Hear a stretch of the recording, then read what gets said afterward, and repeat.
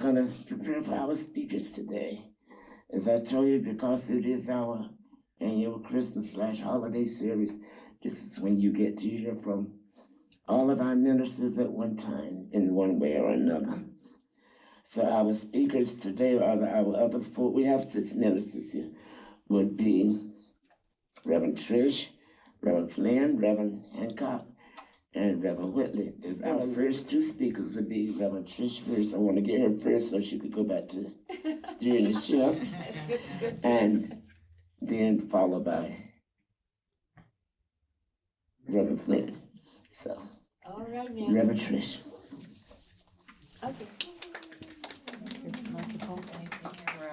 The Zoom to have stable. So it's a short message, and then I'll hand it over, more of the time over to Sharon. But I just wanted to talk a little bit about, the season. This season is entwined with really 2 big celebrations for us, right? It's the solstice, and I think you're probably going to at some point talk about the solstice, and it's also the Christmas season. And so I just want, my short message is going to be a little bit about both, but, starting out with the solstice, the solstice energy is an energy of change and transition. This is where we're going from a time when the days are getting shorter and shorter to that point where they switch over and they start getting longer and longer. And just like the ancients who watched that transition even before they realized entirely what was at work, if you look out on the horizon, if you have access to it all year long, you would see that sun rising as we're going toward the winter solstice. It's slowly rising farther and farther north. And then as you switch over, the sun starts rising on the horizon farther and farther south. And as it's transitioning from one end to the other, it doesn't go exactly the same speed, because the Earth is a round ball in the way the properties of light are. It's almost like a ball on a rubber band, right? So if you had a ball on a rubber band, you were flinging it from side to side. In the middle, it's going very fast. It's rising very quickly. It's rising at the same speed, but the transition point between where it rises is a bigger gap in the middle. And then as it gets to those solstice points, the winter solstice and then the summer solstice, it slows down. It seems to slow down in that gap between the places where it rises. And then at the very point of the solstice, it just seems to rise in the same place for a couple of days. And without some kind of an instrument, and some of the ancients actually had markers and instruments trying to find exactly when that particular solstice point was. Without that kind of an instrument, if you were just watching from your deck, it would seem like it was rising in the same place for about 3 days before the solstice and 3 days after the solstice. And then it would seem, after the solstice, it starts moving south again. And it does likewise when it gets to the summer part. So then, when the story of Christianity came around, the exact timing of the birth of someone very special to the Christian religion, when Christianity was locating where are we going to put Christmas, here is a celebration that was already very much in line with what was supposed to happen and the joy. Of course, it's become a lot more stressful lately, but the original intention seemed to align very well with what was already being celebrated around the solstice, and they located it right at that point a couple days later where the sun seems to be going back south, right? So solstice is going to be on the 22nd, and then Christmas is going to come right at that point where the casual observer can see movement, that huzzah moment, like, oh, thank heavens, it really is going to start going back and it's going to start getting warmer.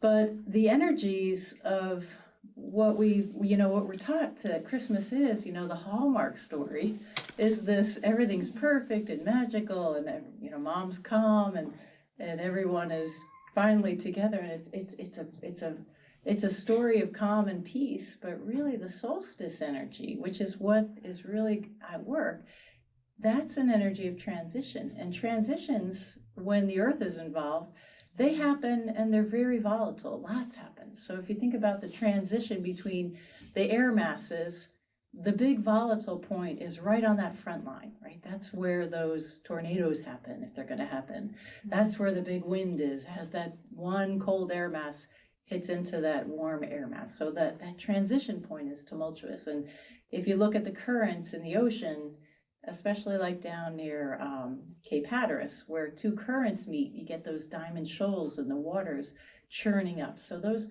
transition points are very turbulent. And so what ends up happening to all of us is Christmas time, in our hearts, we want it to be that perfect, calm, peaceful energy, but really the solstice energy is always bringing us into a little bit of turmoil. If you keep that in mind, that really that background, it impacts health and it impacts your emotional, and things just seem to happen around Christmas. That's going to really help set a much better mindset.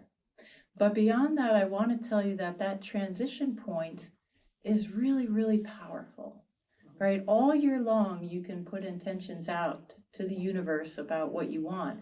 But in that time where the solstice happens, it's especially powerful. So as you go through your week, that 3-day period just before and just after, where the earth seems to stop for a moment and rise in the same place, those are the most powerful times for setting your intentions for what you want this year to look like. And so I encourage you to have some quiet moments amid all of the mayhem. Sit down and maybe even write down a vision of how you want March to look for yourself. And then write it in a positive note. I feel peaceful, my business is doing well. Put yourself in that moment. This was an exercise that Loretta, one of the friends of our chapel who passed away, used to have us do, her mentoring students every year. We would actually write down, what does my March look like if I get every wish I want? What does my June look like if I get every wish I want? Is my business thriving? Do I have all the free time I need? Maybe I have all the money I need, or I'm feeling perfect health, all those things. Plan your year ahead just exactly the way you want to see it, because the 3 days before and the 3 days after, but primarily the 3 days before, those wishes are going to turn into expectations in the eyes of the powers that be behind the scenes, and you're gonna drive your year to something that looks really like closer to what your true potential is. So that's my message to you today: is accept that turmoil, use it to your advantage as we ask you to do in all of these earth points where they are noteworthy, the solstices and the equinoxes, and put that into creating the next year for yourself to be a beautiful version, the best version of what it can be. And if you do that, then you will probably be honoring the original intention of Christmas, which was really to embrace the transition, maybe let go a little bit of that Hallmark version that, and take away from this Christmas something that's going to be lasting for the whole year long. So thank you. That's my message.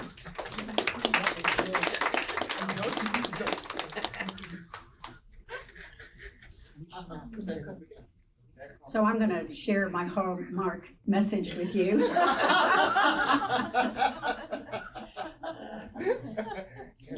Thank you, Trish. Well, I love what you need. Oh, okay. It's because I'm short. I'm sure. No, she wants to go zoom in on that big hair. So when I usually get up and talk, I will have to always say a prayer. So they're always guiding me. So let us pray. Father, Mother God, Heavenly Creator, I ask that the beautiful beings of the light connect to my higher self and provide this Christmas message that will touch the hearts and help us understand more about this world and our soul. Amen. So I do love Christmas, and it is a magical time. I love the decorating, I love the celebrating, the receiving, and I love giving gifts. And I love the laughter.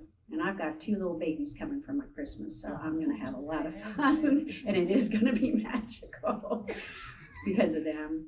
And I just love visiting and sharing stories and food. So when I was little, I would always make something, and I know every one of you all here spent time at your school or your, whatever, your churches, making something for your parents. Whether it was just a card or a craft. And I certainly remember all those times where I made little, those wooden clothespins you make into a reindeer. I still have mine. I forgot to wear it today. And, you would always make cards and the free stuff, like getting some pine cones and putting snow on it as a little ornament. So, and when I was 8 years old, I got a sewing machine from my mother. She was probably fed up with me trying to sew on her sewing machine. So that way I had a way to make Christmas presents. So I would make little ornaments or an apron or whatever. So all since then, all this time, I love making personal presents or little presents for everyone. And so every year, even when I was 8, I gave these little personal presents out to my family. And I keep and will still do that. I make these little handmade presents. Right now, they're just lotion. But that's the easy thing. So the gift part is my very favorite part of Christmas. I love watching people open up their gifts. And the one thing that happens is that they just light up. Their face lights up, they smile, and it's just lovely. And that's what I'm hooked on, on giving presents and making people I love happy. So I know my family thinks I go overboard on gifts, but I still love to see them smile and their eyes light up with joy. So this season is a season of joy and light, regardless of whether you get a gift or just spending time visiting with people. It's very easy to do, to share that joy and light with others. So just take a moment to call a friend, to plan a visit, or to share a meal. So Christmas season is about giving and sharing joy with each other. It's also when there's more light in the world, a lot more light. And this year, it's going to be, as we all know, we're going through this ascension process, and that means there has been more and more light in this world. We're moving into the age of light and recognizing the Christ within each one of us and within everyone else. It's time of unity and connection. So this is your gift to share the world, that gift of light. Every one of you have that gift, and that gift of recognizing the light that emanates from each and every person. Bill, your prayer was word for word almost is what I was saying. So I always like, there's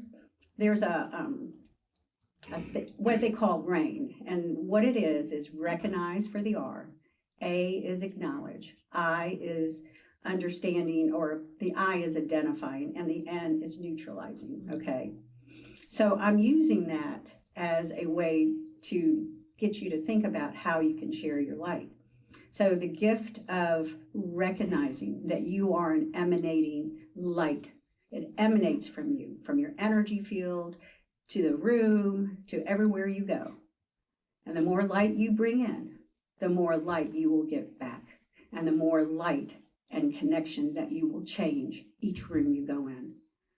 That's a gift. That's one gift. The second gift is if you acknowledge that light within you, it will be acknowledged back to you. And the gift of identifying the light with each other, with each person, emanates the light, is really the gift of love and God's light and healing. And the last gift is the gift of opening your heart to new possibilities and more love that you can give and share to others. So share your light. This is the gift I want. This is the message I want to give you, is that share your light. It's free, it's flowing, and the more you share, the more you'll receive, and the more you'll receive, the more of that light will flow through you. I remember Neil Donald Walsh said, if you're lonely, go find somebody lonely.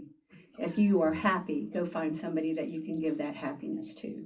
So it's literally a flow of energy that comes, and it is limitless. So be a part of this new age, this time, this connection to the light.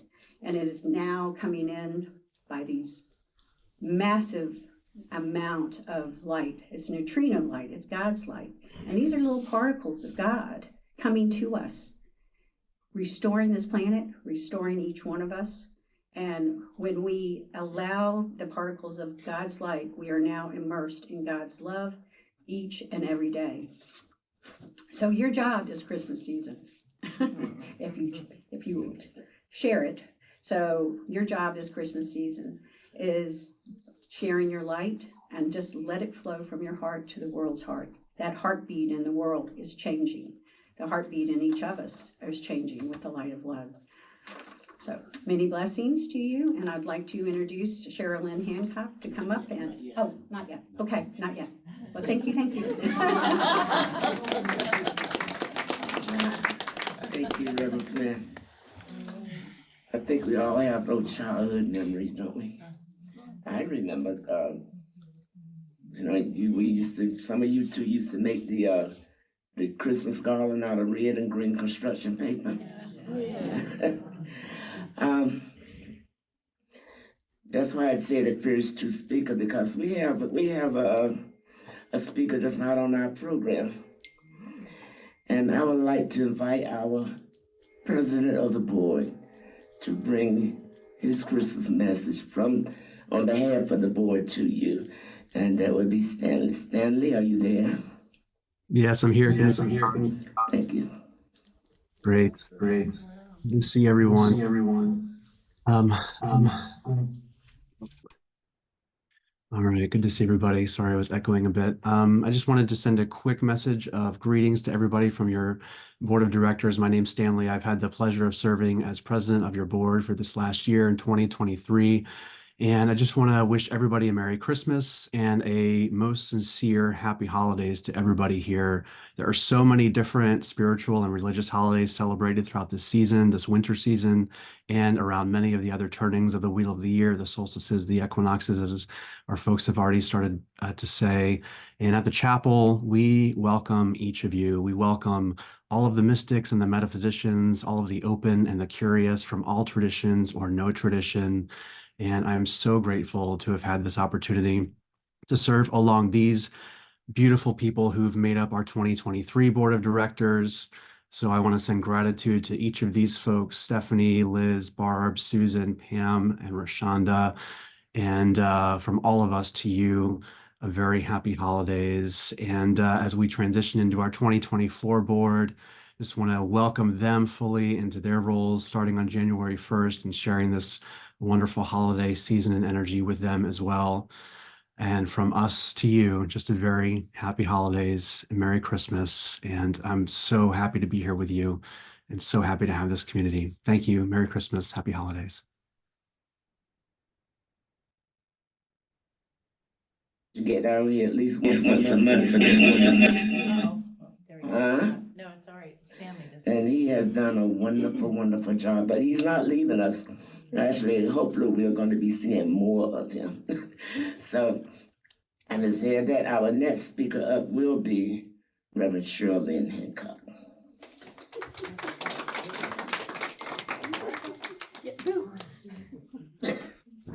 Hello, everybody. It's so nice to see all these bright, shiny faces today, and been looking at the ones on Zoom as well. It's been a while since I've been here. This last year has been kind of eventful. As some of you know, I lost my father this year. So, we're going through a lot of firsts. And Christmas is, we celebrate the birth of Jesus. We celebrate family. We celebrate togetherness. And even though, we've got the things going on with the solstice, we've got things going on with the seasons changing and the weather's changing, Did anybody even realize we just had like 3 successions of meteor showers go through? So everybody that's been feeling a little off balance and kind of like, oh, I don't understand what's going on this season, why I can't just get into it. We've had these cosmic waves coming at us energetically for the last couple of months. And thinking about things from childhood, when Sharon touched on the ornaments and things. When I was growing up, I used to help my father all the time. Whether he wanted it or not, I was there to help.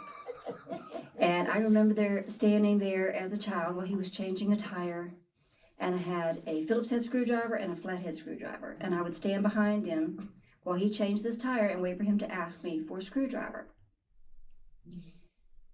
After I was 20 years old, I got a flat tire, and it was being changed. I wanted to help. So I'm standing there with this Phillips head screwdriver and a flathead screwdriver waiting. The guy's changing the tire, he kept turning, looking at me, changed tire, turn, look at me, changed tire.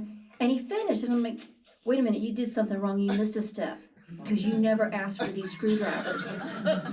And he's like, ma'am, I don't need the screwdrivers to change your tire. And I said, well, Dad always did. He always asked me for both of them. And he's like, well, ma'am, I don't know what kind of car he had, but you don't need screwdrivers to change a tire. So he left, I went inside and I called Dad and I was like, hey, what happened? He's like, come over, I'll show you. So he would sit there, change the tire, and he said he would do his shoulders like this. And then would ask me for a screwdriver to hand it to him. He'd turn around and do his shoulders like this, take it, do the next step, and do the same thing with the other screwdriver. He said, honey, I never used the screwdrivers, but you were trying so hard to help. He said, I wanted to make you feel like you were doing something. So, and I was like, that guy thought I was an idiot. But it's, thinking back on memories of when you get together with family and you get together with a meal, and after service today, it's going to be a potluck. So I'm hoping to hear a lot of memories shared and joy and happiness and, oh, I remember this and, oh, I remember that. And like when Sharon was talking about the reindeer clothes pigs, I did that and I had completely forgotten about it, totally forgotten about it. And we did all kinds of things as children. Part of it was to help us to grow, to help us to learn, and part of it was to help us build memories. I have an ornament that I made when I was little that my mom hangs every year, and I cannot stand it. It's the ugliest daggone thing. And she's like, but you made it. So every time I walk by the tree, I'll pick it up and take it around the back and hang it by the wall. Go get what I can, come back, and it's right back on the front of the tree. I'm like, who moved that? Who moved that? And she's like, no, honey, you did it when you were younger. I treasure it. It's like, okay, fine, whatever. So I found a couple of quotes by some amazing women, but they were kind of off the beaten path, as it were, that I wanted to share in closing. And one of them is from Dolly Parton. She says, the way I see it, if you want the rainbow, you got to put up with the rain. So if we want that rainbow in life, we have to put up with a little bit of rain. And I happen to like the rain, so for me, it's just all a part of the journey. And then the last one I thought was hilarious. For the younger people, you might not know who she is, but she was an actress, Mae West. Oh, yeah. And she says, you only live once, but if you do it right, once is enough. Thank you, and everybody have a great Merry Christmas and Happy Holidays. Thank you.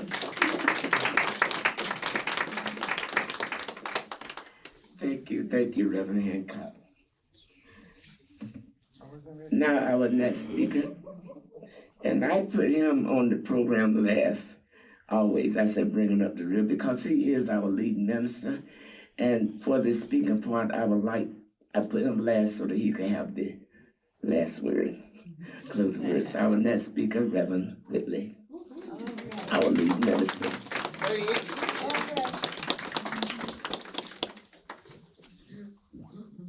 38 years. Oh, you don't have to put it up.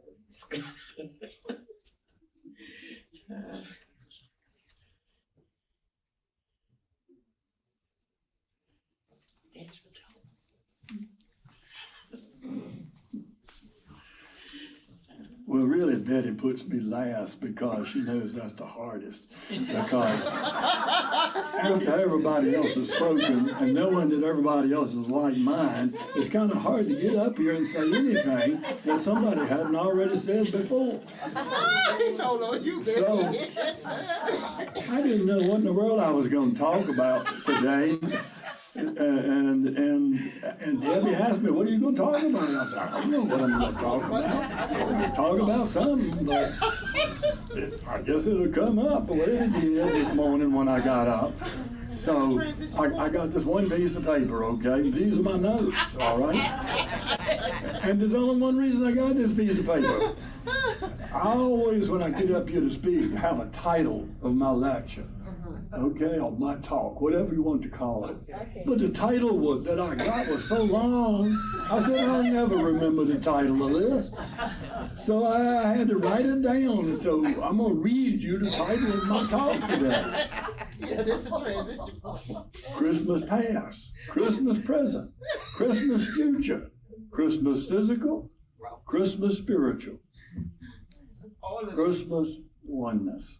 Oneness. Yes. All right. Christmas oneness.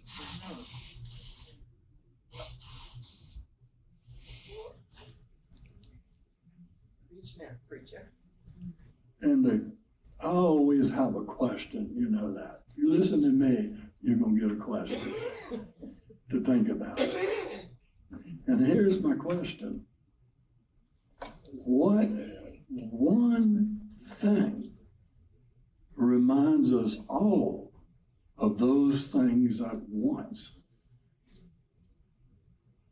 What one thing reminds us of all the things I just said as my title at once? There it is.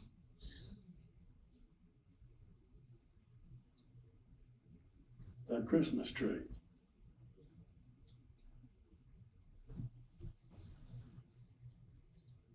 So that's what I'm going to talk about. That Christmas tree.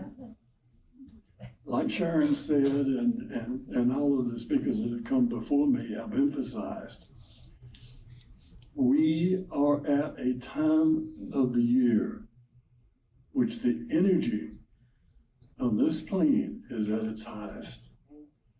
The physical energy is at its highest because everybody's running around. They're trying to figure out who they need gifts for. Where are we going to get it? What's it going to be? Can I find it? What am I going to cook? How many people are coming?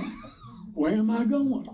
Your energy just keeps getting intense until it goes way up here, and your physical energy is up there so high, your feet ain't even on the ground solid. So, that's the physical. Well, the spiritual energy is also at its highest. This is the time of the year when the angels and the spiritual beings are the closest to the earth. This is the time of the year that your contact with those on the other side is at its most intense. This is the time of the year that your intuitive energies are at their highest peak, and your connection to those on the spiritual level is higher than it is at any other time of the year. So I said I wanted to talk about the tree, okay?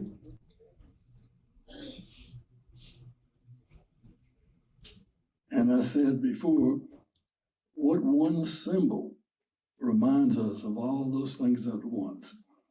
What one symbol brings us to that place that we can blend them into a oneness of joy, peace, love, and light? That symbol. And I'm going to tell you why. Because you probably think it's a Hallmark symbol. Like Sharon was talking about. I like Hallmark symbols, and the Hallmark movies on TV now. You can see Christmas movies every night, every day, 24 hours. That's all Hallmark is showing right now, folks. So, if you want to get in the Hallmark spirit, tune into the Hallmark channel.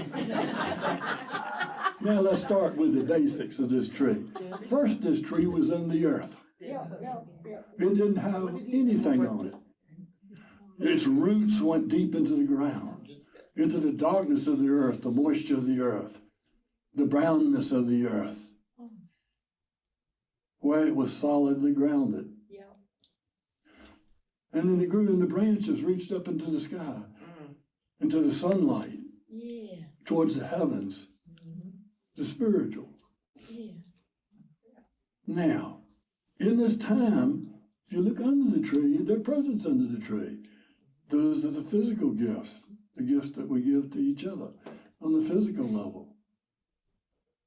So the spiritual aspect, the physical aspect, all on the same thing, this one tree. And then you look at the tree, and it has ornaments on it. To me, those ornaments symbolize the gifts that were brought to the manger, the gifts that were brought by the wise men, by the kings. Those are the ornaments on the tree. And if you follow the ornaments up to the top, on the top there's an angel.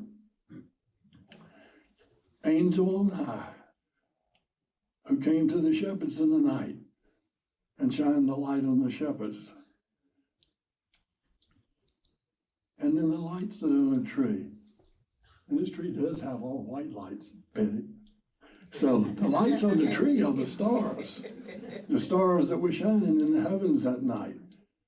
And the star that led the wise men and the kings to the manger. And last but not least, there are garlands around the tree. Now, on the trees, different people put different garlands. Sometimes people put a star on the top, but it's still symbolic the same as the angel.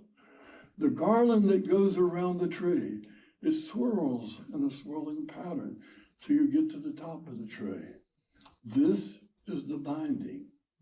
Oh. This is the binding that binds all of these things into one. The oneness that I was speaking of. This tree symbolized the unification of the physical, the unification of the spiritual, and the blending of what is in your hearts and on your minds at this season into a oneness with each other. Oh, And we recognize that we are all one at Christmas. Thank you. wow.